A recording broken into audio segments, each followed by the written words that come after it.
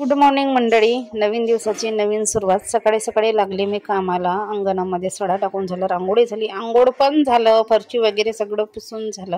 आणि त्याच्यानंतर मी आता काय करते तर रात्री मी भिजवली होती डाळ आणि तांदूळ, उडदाची डाळ इडली करायला. आता काय आमच्या साहेबांना म्हणजे आमच्या रुद्रांसला सारखं इडल्या खावं लागतात आणि रुद्रांस तर आता गावी गेला आहे, पण जायच्या आधीचा व्हिडिओ आहे जे की मी आत्ता अपलोड करते आणि आत्ता एडिट करणार आहे.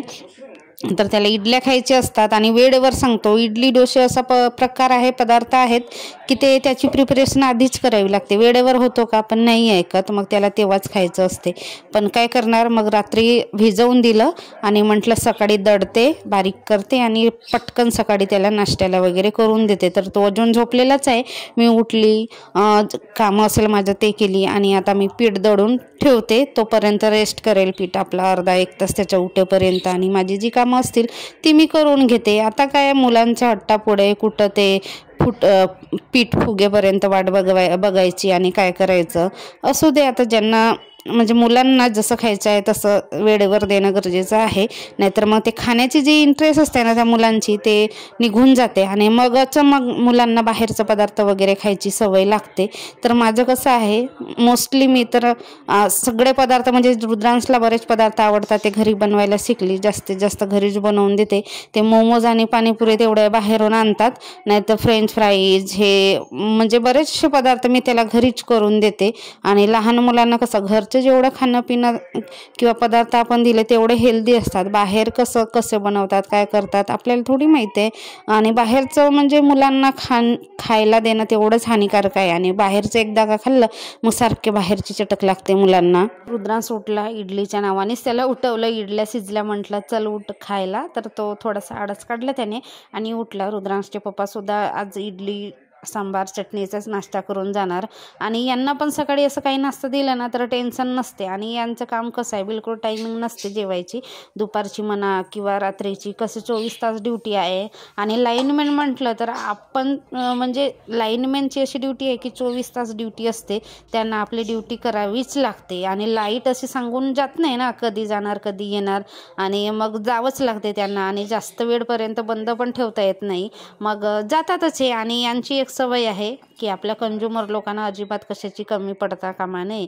उलट आपल्याला घरी यायला उशीर होईल की रात्री बेरात्री म्हटलं तरी हे जातात.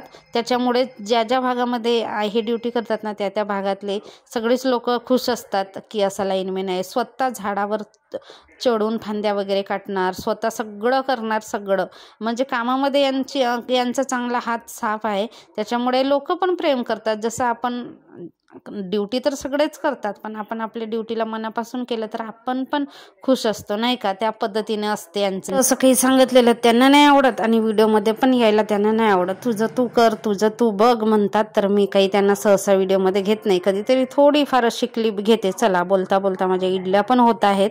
गोव्यावरून आणलेला नारळ आहे. पाणी बघा ग्लासभर तरी निघाला, भरपूर पाणी निघाला. आणि नारळ पण बघा किती मोठा आहे, अगदी पांढरा शुभ्र आणि छान असा नारळ आहे. तर याची चटणी बनवणार आहे. आम्ही गोव्याला ना जिथं लॉजमध्ये राहिलो होतो तिथं आंब्याची नारळाची भरपूर अशी झाडं होती आणि तिथून गडलेली नारळ होती.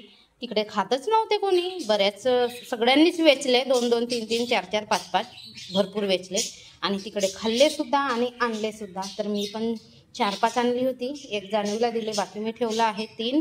आणि एका ताईला पण 1 नारळ दिली, त्यांनी घेतलं नव्हतं.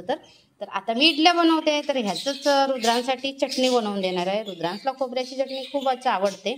अजून पाणी जर कमी झाला असता तर अजून जाड नारळ झाला असता असं वाटते. खूप छान असा नारळ आहे.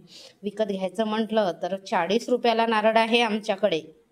जे पाण्याचा नारळ आहे ते 40 रुपयाला आहे आणि सहजासहजी मिळत सुद्धा नाही. ह्या सीझनमध्ये तर मिळतच नाही, ते पावसाळ्याच्या टायमिंगला मिळतो. तर रुद्रांसला पे म्हटलं, रुद्रांसला पिऊन घे. असं तर आम्ही नारळ आणतो तेव्हा त्याला आवडत नाही, पण प्यायलेलं चांगलं असते. पिऊन घे बेटा. नारळाचं पाणी आपल्या आरोग्यासाठी खूप छान असते. असं तर आपल्याकडे नारळाचा वापर नसते जास्त. कधीतरी पूजा वगैरे असेल किंवा चटणी वगैरे असेल बनवायची त्यावेळेस आम्ही नारळ वापरतो. नाहीतर असं आमच्याकडे भाजीमध्ये किंवा कालवणामध्ये अजिबात नारळाचा वापर करत नाही. तेवढ्यापुरताच मर्यादित पूजापाठ असेल किंवा काही बनवायचं असेल चटणी बिटणी त्यावेळेसच आणला जातो. आणि नारळ खाणं म्हणजे चांगली गोष्ट आहे. तर याच्यातून नारळ काढून आता मी चटणी करणार आहे. पाणी खूप छान लागतो, मी पण पाणी छान आहे.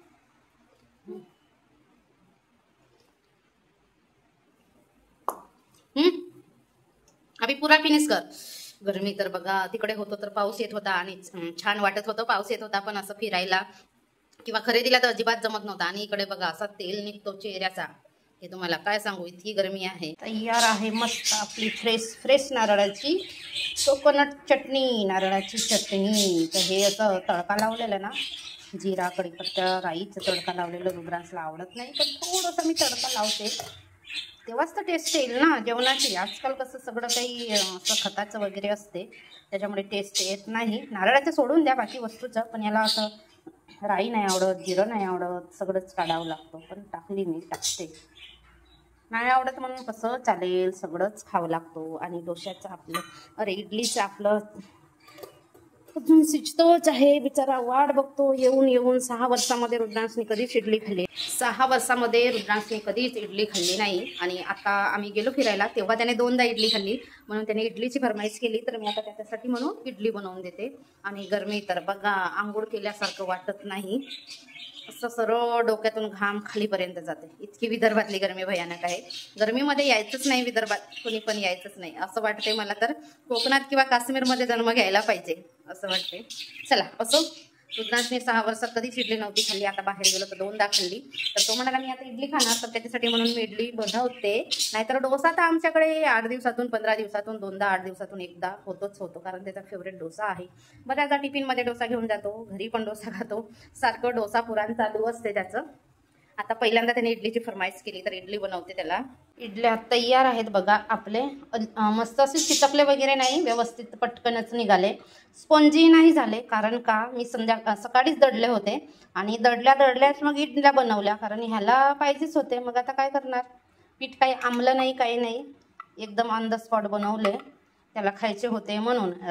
इडली आणि डोसा अशा वस्तू आहेत का आदल्या दिवशीच तयारी करावं लागतं. वेळेवर म्हटलं तर काहीच नाही होत. तसंच मग वेळेवरच याला खायचं होतं, तर मग वेळेवर बनवून दिले, म्हणून काही त्या फुगल्या नाही.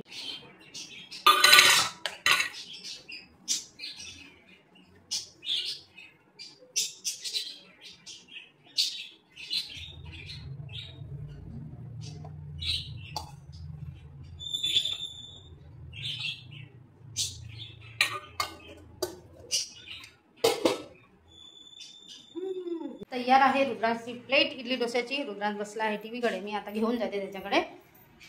वेळेवरच इडलीचं पीठ तांदूळ दळले आणि वेळेवरच बारीक केलं. जवळपास 1 तास असं रेस्ट केलं असेल, तर थोडासा खायचा सोडा टाकला आणि छान असं फेटून गेलं, तर छान अशा इडल्या म्हणजे फुगल्या आपल्या इडल्या. आणि पाहिजे तेवढ्या नाही फुगल्या, पण फुगल्या आपल्या इडल्या आणि छान निघाल्या पण पटकन, अजिबात चिटकले नाही पात्राला किंवा काही नाही. तर यांचं तर सगळ्यांचं खाऊन झालं, यांना दिली. यांची जरा गडबड असते सकाळच्या वेळेस जायची, फोन वगैरे येतच असतात, तर मी यांना सगळं आवरून देते, यांचं चहा नाश्ता सगळं. आणि रुद्रांश पण उठला, तर त्याला पण खायला वगैरे दिलं. दोघांनी सगळं खाऊन घेतलं आणि मग मी आरामामध्ये खाते आपलं. सकाळी लवकर उठलं तर आपली कामंसुद्धा लवकर होतात आणि जो काही वेळ आहे आपल्या, त्या वेळामध्ये आपल्याला जे करायचं असेल ते आपण करू शकतो. पण कामंही लवकर झाली तर इतका भारी दिवस वाटतो आणि दिवस पण कटत नाही. पण असो, लवकर कामं केलं तर आपल्याला पण छान होते. आराम करा किंवा जे काही करायचे असेल ते करा. तर माझी सगळी कामं वगैरे झालेली आहेत. रात्रीची घासलेली भांडी होती ती लावून घेतली आणि चहा नाश्त्याचे आता भांडे आहेत थोडे, ते घासायची. तर गॅस ओटासुद्धा क्लीन करून ठेवलं, स्वयंपाक वगैरे हे सगळं आवरलं. आता निवांत आता काय करायचे ते मी करू शकते, किंवा TV बघू वाटेल तर ते करायचं. पण आता रुद्रांशची शाळा पण चालू व्हायला आहे, त्याच्यामुळे त्यालाच बघायचं असते कार्टून हे ते. माझ्या हिश्श्यामध्ये मग TV येतच नाही आणि ते आले म्हणजे त्यांच्या बातम्या वगैरे चालू असतात. तर असं असते रुटीन.